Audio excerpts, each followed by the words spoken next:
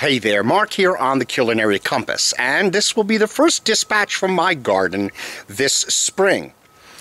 Here in New England, in zones 5 or 4, depending on where we are in New England, we've got to wait until late March to get our peas in the ground, and that's really the first thing we can get in the ground.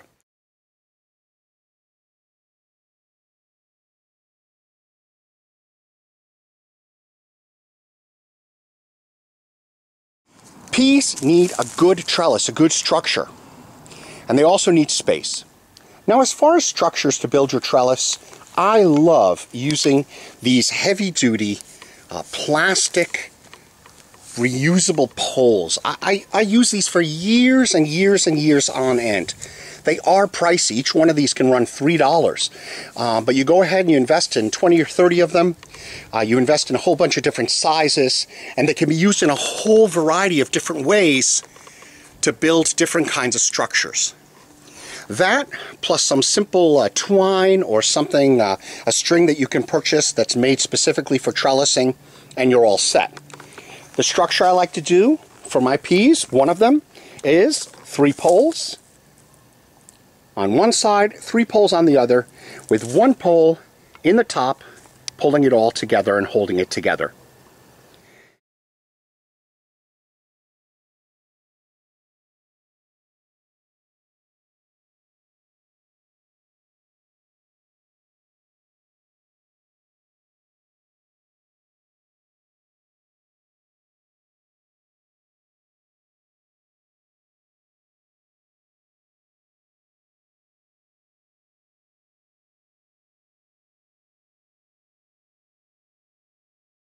And so this is pretty much all you're going to need to do, is dig out a nice trough right along the edge of where you're going to have your string to put things up.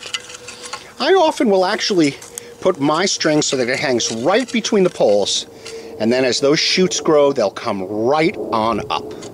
All right, let me get to work. I'll dig this out, and then we'll show you what it looks like. Okay, so now my trough has been dug. It took me about 30 seconds to do this work. If you take a look at this soil, it's really beautiful. It's rich, nice color. It doesn't stick together like clay does. It breaks apart nice and easily. That's what your plants want. They want to be able to break through that soil. Now, even though you plant your peas only 2 inches deep, which is really just about like that, the hole that I've dug is much, much deeper. So if I put my finger in here, 2 inches, I've got this hole, but if we were to dig out from the bottom of that hole, under here, look how soft the soil is. It just pulls away. One way to get your trough ready, real simple.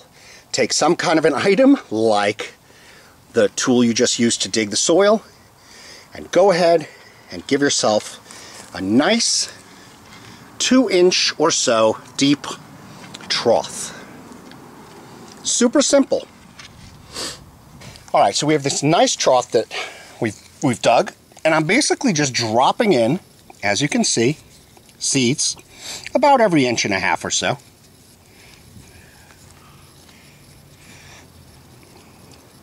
I mean, this is how simple it is, right? And once you've got your seeds in, take that soil, push it over, pat down gently. And that's pretty much it. All right, next for me is mulch. I am a big mulcher. I'm a big believer in lots of mulch. There are a couple of reasons I mulch, actually. One is, to tell you a secret, I love the way it looks. But no, in all seriousness, one reason to mulch is that it will keep the moisture, especially at this stage where you want your seeds to germinate nicely. When we water this, it'll keep that moisture under there. It won't evaporate out too quickly. The other thing that I like about using mulch, especially when I'm doing rows like this, is that it's really easy for me to identify exactly where I've planted things. So let me take you over to my garlic patch, and I'll show you what it looks like once things start coming up. All right, so here you go. You can see that this mulch that I put down at the beginning of the winter last year, when I put my garlic in, is still here, and none of these plants have any problem coming up through that mulch. But what was helpful about it, and what is helpful about it, is that it will keep that moisture in there as I start to water this spring. All right, well that's it. I got my tools in hand. I got my seeds ready. My soil is really looking good from all the work I did last year. It's really starting to come together. It feels like it's rich and ready to help things grow. So this is the first installment. And we'll check back occasionally in on these peas.